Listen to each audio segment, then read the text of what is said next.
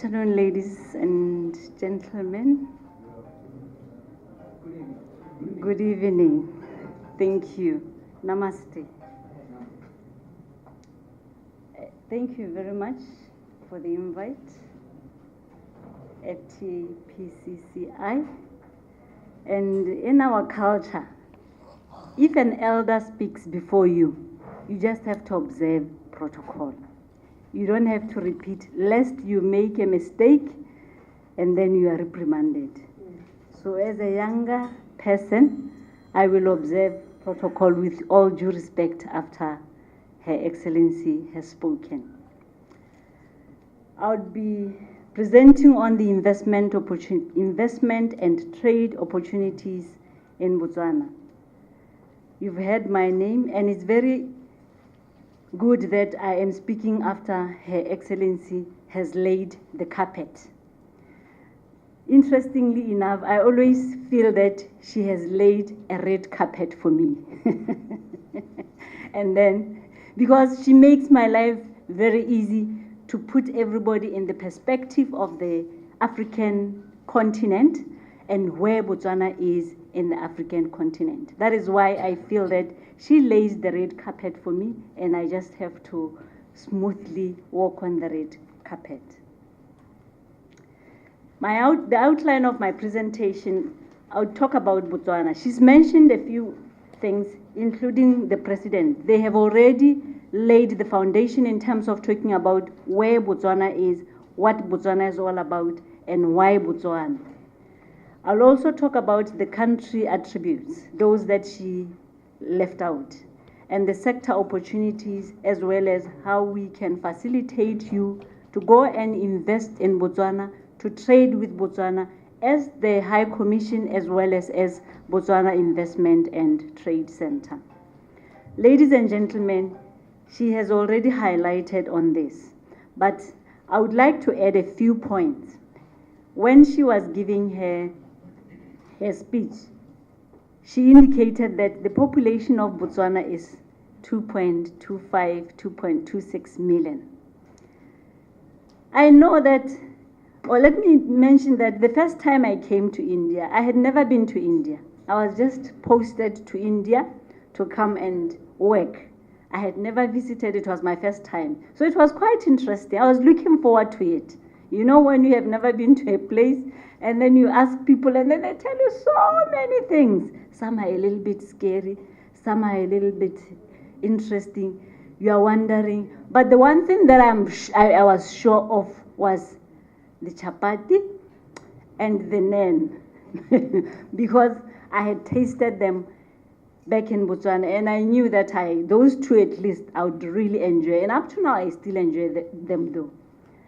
The population of Botswana is 2.2526 million, and the population of Botswana equals the opportunities that exist in Botswana. I never say that while I say that the people are 2.25 million, I also indicate that the number of people is the same as the number of opportunities, trade and investment opportunities that exist in Botswana. And you will agree me at the end of the presentation. Botswana is a land-linked country. We don't have a seaport. We rely on South Africa, Durban. We rely on Walvis Bay in Namibia. And currently, we are looking into Maputo for the seaport. However, because of the center, because being at the heart of Southern Africa, we have a very good road network that connects all the countries right from South Africa going through to Zambia, and you can even go into East Africa right the way, all the way from South Africa, pass through Botswana, Zambia, and up into eastern part of Africa. The president mentioned on the GDP and other attributes that are indicated there. I won't repeat on those.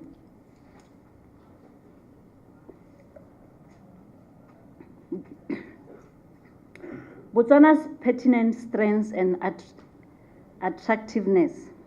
Excellency has already mentioned one key and most important attribute. Ease of doing business. Botswana is ranked 71 out of 150 and number 4 in Africa. Doing business in Botswana, we are the 4th in Africa. These you can go online, ladies and gentlemen, and have a look for yourself as to why we are ranked as such. But there are those that indicate starting a business. It is easy to start a business in Botswana. And all these that are listed there, Botswana Investment and Trade Center is there to facilitate you even to register a company and all that, but that I will indicate as we move on. This is the one that Excellency mentioned, zero tolerance to corruption. The Transparency International ranking for Botswana is 35 out of 176 countries in the world, and it is the first or the number 1 country in Africa where corruption is not tolerated. Botswana is a corruption-free zone. It is very important to note this, because what it means is when you go to Botswana and invest or to start up a company there are no hidden costs. What you have for your investment is what you are going to spend. We don't have under-table transactions. All the transactions are on top of the table. That is very important to note. Whether you are held by Her Excellency or by myself or anybody in any office, that is what we are paid for, and that is what we believe in. You are paid for that job, and therefore there's no reason to get any tip.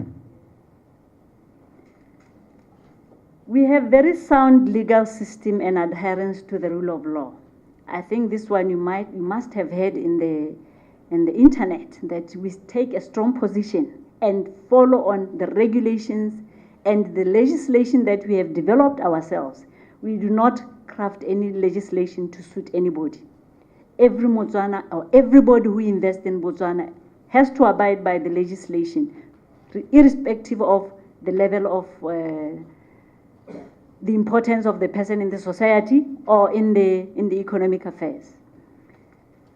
Political stability is one of the things that Botswana is well known of. It was quite interesting when the president mentioned that the chamber is 101 years old. I smiled because I was like, wow, Botswana is only 51. And here we are talking about 101 years. And we believe that we are going to reach that same age that you are at this time, out of our political stability. We are a democratic country, and for us, we go for elections every 5 years. Our next elections are in 2019. And not only that, in Botswana, the head of state or the president only serves for 2 terms.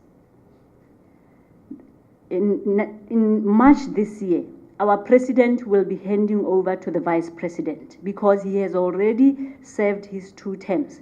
2 terms of 5 years each, so that is 10 years. He's allowed only to serve 10 years. So he'll be handing over power. He hands over power a year before the next elections so that there can be smooth transition. And there's no way, and it has never happened, that the president had to change the legislation so that he can continue being in power. It is the law, and that is what we follow.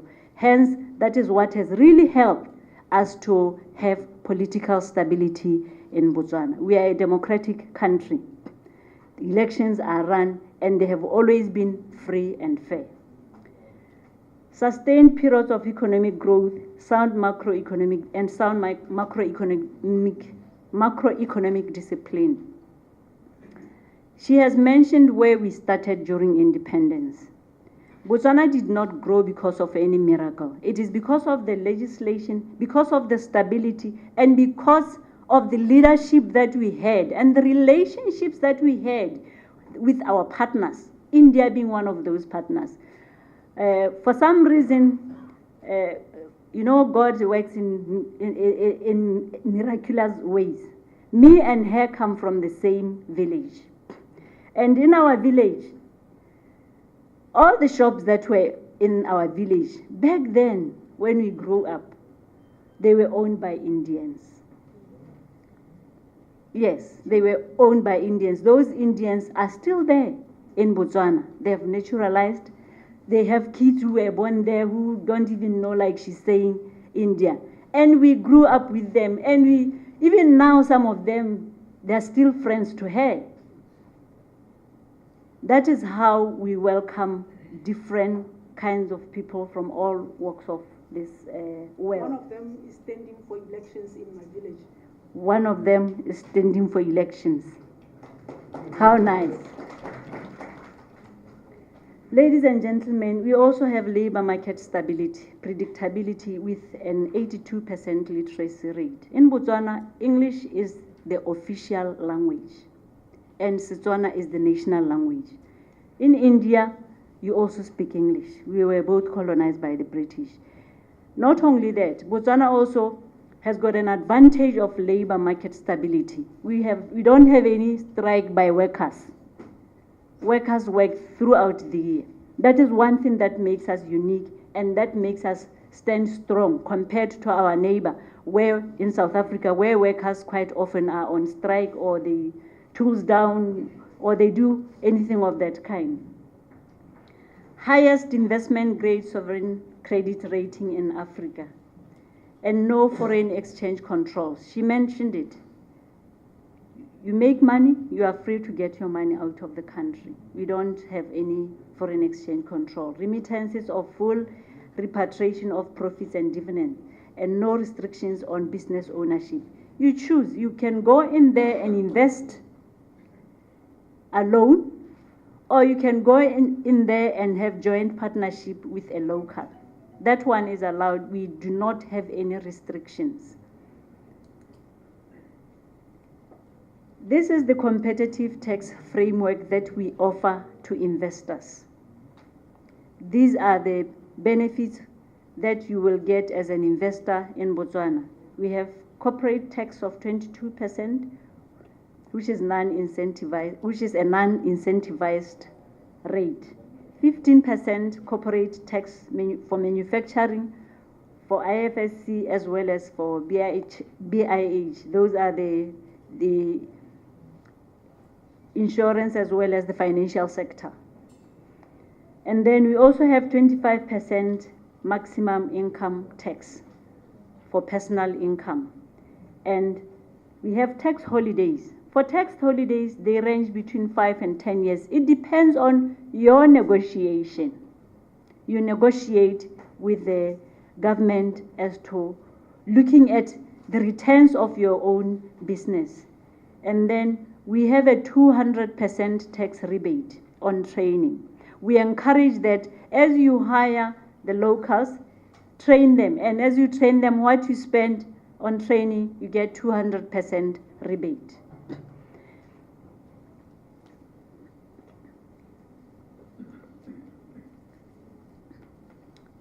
There is duty exemption on all the machinery that you import for any investment that you do in Botswana. If you want to bring a machine from India, you are not going to pay any tax in that machine.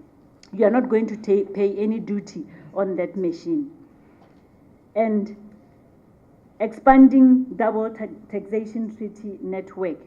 We do have a avoidance of double taxation agreement with India, but not only with India, with so many countries, so much that if you want to get raw materials elsewhere, we also have a network of exemption or expanding double taxation agreements or treaties. Facilitation of access to land. The President talked about that every business needs land. And you will see towards the end of the presentation where I would be explaining what facilitation we offer as BITC, of which one of them is access to land or access to some structures, buildings where you can do your business. But we do facilitate access to land. In actual fact, we do have free zones that I'm going to talk about later, where there is land reserved specifically for certain sectors in those free zones. We come to the key sector opportunities. These have been mentioned earlier by the President when he was saying his welcome remarks. We have the agriculture and agro-processing. I've heard that this place is very good in agriculture. He mentioned that. Under agriculture, there are so many things that you can do. Leather, Excellency mentioned leather. Currently, we are exporting a lot of our leather because we don't have facilities, or a facility that is producing leather products. We have livestock production, we have beef production, we have crop production. Then we also have resource beneficiation. We have different minerals as mentioned earlier, diamond, soda ash, coal, copper, and nickel. We have manufacturing. I've mentioned only three here, textile and clothing and agro-processing. But note that manufacturing is so wide. It includes different kinds of products that can be manufactured. And then you also have services. Under services, we have ICT as well as banking, the banking sector and the information technology sector. And then we have the tourism and hospitality. Ladies and gentlemen, there's a paper that was circulated, which is written in the local language. Unfortunately, we don't have any in English. That is a, yes. I have to apologize that maybe some would have left it in English, but unfortunately that's the one that we have. We wanted to relate, though we can only speak a little bit of the of the language, but we wanted to relate with you. We are together, we are learning, you know, and we are in partnership. And in partnership, you have to appreciate one's language and also make an effort to learn. So in the tourism sector, we have hotels, recreation, and parks. I will start with the crop production. There are many different crops. One thing that I observed here in India, which is quite unique and quite interesting. Of course, it is well known the world over that India is self-sufficient in food. Your food security, you don't have any issues with food security. That is what I have observed. The variety is what I have observed here. All kinds of herbs, all kinds of masala, even masala tea, which I like, all kinds of different crops. That is what we are talking about. We may have mentioned a few here, but Botswana is not self-reliant on food. We import a lot of our food. Hence the reason why we have reserved some land specifically for agriculture, for growing crops of different kinds. The only unfortunate thing is that our diet in Botswana is a little bit on the calmer side in terms of masala and chili. But in actual fact, the vegetation that you have here, most of it, we have it in Botswana. Except that here you have more rainfall compared to what we have in Botswana, including even some of the flowers or the ornamental plants that we have. We have them in Botswana. Those are the similarities, so much that the skills and expertise and knowledge that we have and are using here, it can apply even in Botswana. Livestock production, beef production. We do appreciate that cows here are very special. However, it's not only cows that we have. We have goats, we have sheep, which you do also have in India, which we are enjoying as part of our meals. Ostrich farming. We also have ostrich farming. Yes, ostrich. And they say ostrich meat is more healthier than beef.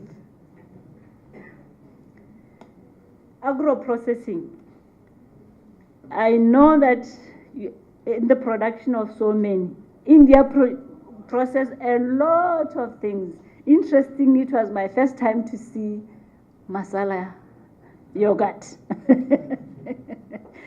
That is the production that we need to be able to convert the food that we produce, to be able to preserve them rather than going to waste, to be able to produce tomato puree rather than having tomatoes, they get spoiled and then we throw them away. Hides and skins. This one, High Commissioner has talked about it as well. We have a lot of hides. Unfortunately, we don't even make bags. We don't even make shoes. It's in such a very, very, very small scale that we cannot even export anywhere. Not only in a small scale, but even the quality. We are not at the same level where India is. And hence the reason we are saying we have the resource, we have the raw material. All we need is your expertise and your machinery to come and establish in Botswana. Commodities exchange. India has got a lot of commodities. We have only few. We are a mining country. We have beef. We have tourism. But in exchange sometimes, we can give you what we don't have. Exchange is not only in terms of the product. We can as well exchange in terms of the expertise that we have. Agriculture, finance, and insurance. That is one area where we need investments and contract farming partnerships with Botswana farmers. That is also possible. Opportunities in the leather sector. I've outlined the leather sector before my presentation. We have abundance. In Botswana, there are more cattle than people. That's factual. There are more cattle